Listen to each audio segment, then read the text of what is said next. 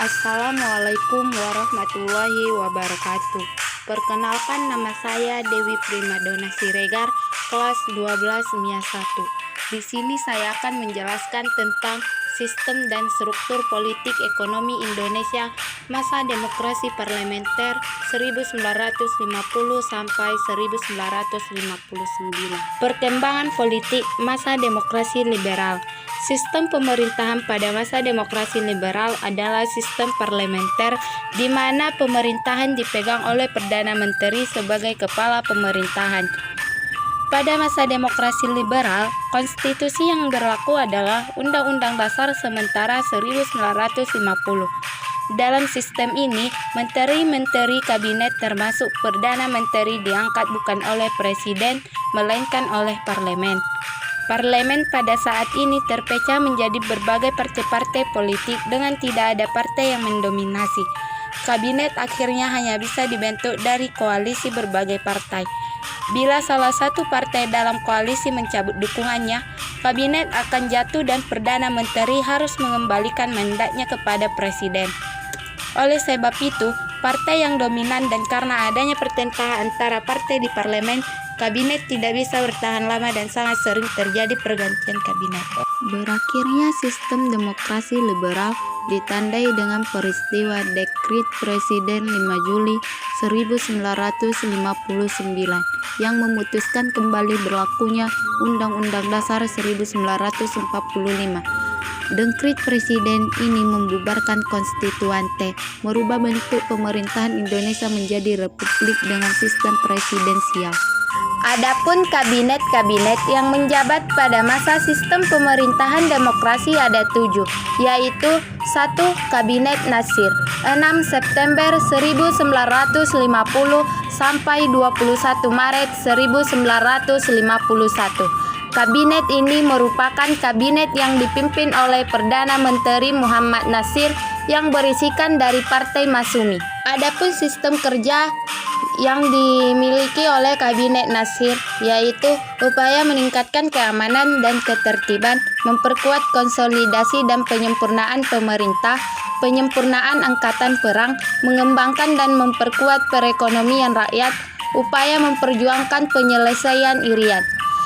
Adapun keberhasilan yang dicapai oleh Kabinet Nasir adalah peningkatan atau kesejahteraan perekonomian rakyat. Pada tanggal 21 Maret 1951, kabinet ini mengalami kegagalan. Kegagalan tersebut disebabkan oleh masalah pembentukan DPRD yang dianggap menguntungkan pembentukan Masyumi dan merugikan golongan lainnya. 2. Kabinet Sukiman 27 April 1951 sampai 3 April 1952. Kabinet ini merupakan kabinet koalisi antara PNI dan Masyumi dengan Perdana Menterinya dari Partai Masyumi. Adapun beberapa program kerja yang dilakukan oleh kabinet ini yaitu mempertegas hukum negara agar tercipta keamanan, upaya meningkatkan kemakmuran rakyat, upaya persiapan pemilihan umum, melaksanakan politik luar negeri bebas aktif, upaya memperjuangkan irian barat. Adapun beberapa penyebab jatuhnya Kabinet Sukiman yaitu adanya tuduhan memasukkan Indonesia ke dalam blok barat setelah penandatanganan bantuan ekonomi dan militer dari Amerika.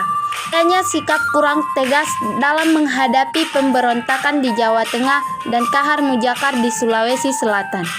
3. Kabinet Wilopo 3 April 1952 sampai 3 Juni 1953. Kabinet ini merupakan koalisi antara PSI Masyumi dan PNI.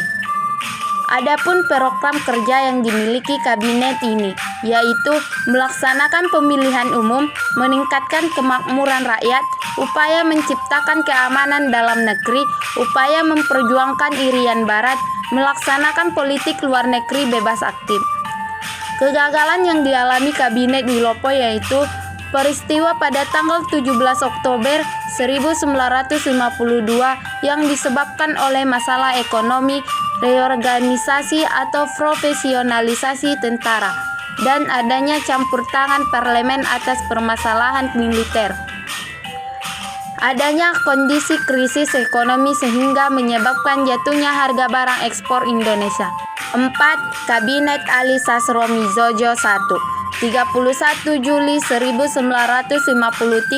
sampai 12 Agustus 1955. Kabinet ini juga merupakan koalisi antara Masyumi dan TNI, sedangkan Masyumi menjadi oposisi partai penentang.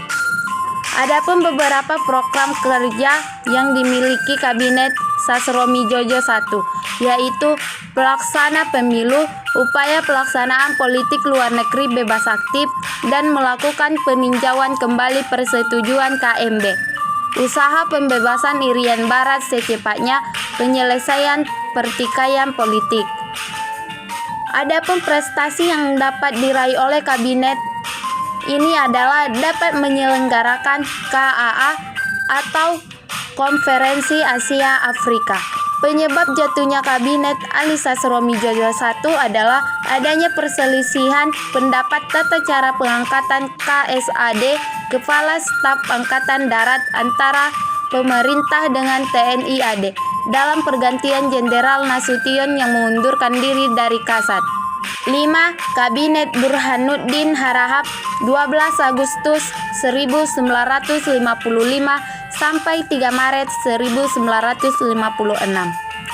Adapun program kerja yang dimiliki oleh Burhanuddin yaitu mengembalikan wibawa pemerintah, pengembalian Irian Barat, melaksanakan pemilihan umum, upaya menghilangkan faktor yang menimbulkan inflasi, melaksanakan kerjasama antara Asia Afrika. Adapun prestasi yang diraih Kabinet Burhanuddin Harahap yaitu dapat menyelenggarakan pemilu bagi bangsa Indonesia, pengisian jabatan Kasat dan pembubaran UNI Indonesia Belanda. Sedangkan penyebab jatuhnya Kabinet Burhanuddin yaitu keberhasilan program kerjanya dan jumlah suara partai-partai pada pemilu yang diwakilinya tidak cukup besar untuk mencapai jumlah kursi mayoritas di DPR. 6. Kabinet Ali Sastroamidjojo 2, 12 Maret 1956 sampai 14 Maret 1957. Kabinet Ali II ini merupakan koalisi antara TNI, NU, dan Masyumi. Adapun program kerja yang dimiliki kabinet tersebut yaitu pembatalan KMB Konferensi Meja Bundar, melaksanakan keputusan KAA Konferensi Asia Afrika, upaya perjuangan mengembalikan Irian Barat ke pangkuan Republik Indonesia, usaha dalam memperbaiki nasib kaum buruh dan pegawai, upaya pemulihan keamanan. Adapun penyebab jatuhnya Kabinet Ali II yaitu adanya pemberontakan antara PRRI Permesta, adanya konflik dalam badan konstituante, terjadi perpecahan dalam kabinet antara PNI dan Masyumi. 7. Kabinet Juanda 9 April 1957 sampai 5 Juli 1959.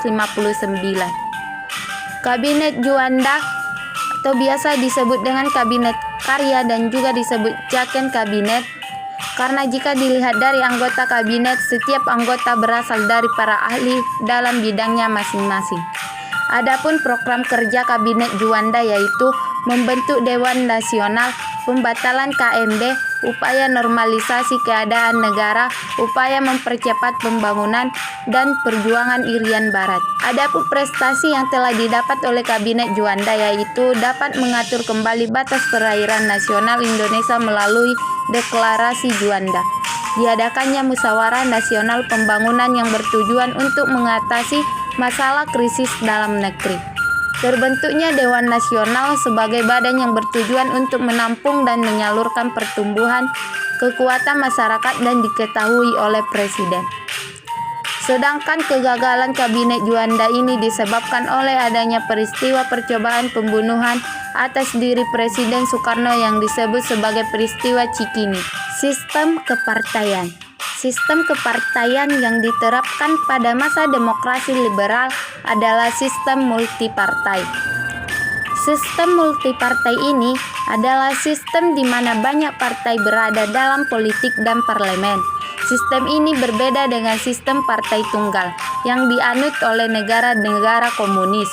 sistem 2 partai yang dianut di Amerika Serikat, atau sistem 3 partai pada masa Orde Baru. Tujuan dibentuknya partai politik adalah untuk memperoleh atau merebut dan mempertahankan kekuasaan secara konstitusional. Pemilihan umum 1955. Pelaksanaan pemilihan umum 1955 bertujuan untuk memilih wakil-wakil rakyat yang akan duduk dalam parlemen dan dewan konstituante. Jumlah kursi DPR yang diperebutkan berjumlah 260, sedangkan kursi konstituante berjumlah 520 atau 2 kali lipat kursi DPR, yang ditambah 14 wakil golongan minoritas yang diangkat pemerintah. Mencari sistem ekonomi nasional. 1. Pemikiran ekonomi nasional.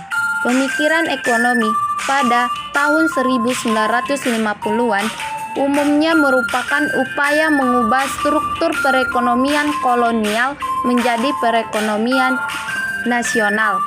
Hambatan yang dihadapi dalam mewujudkan hal tersebut adalah sudah berakarnya sistem perekonomian kolonial yang cukup lama. 2. Sistem ekonomi liberal. Sistem ekonomi liberal adalah suatu sistem ekonomi yang mana setiap keputusan perekonomian di dalamnya mengacu pada ekonomi pasar dan juga menjunjung tinggi setiap hak kepemilikan pribadi. Demikian video penjelasan saya. Kurang lebihnya saya meminta maaf. Wabillahi taufik wal hidayah. Wassalamualaikum warahmatullahi wabarakatuh.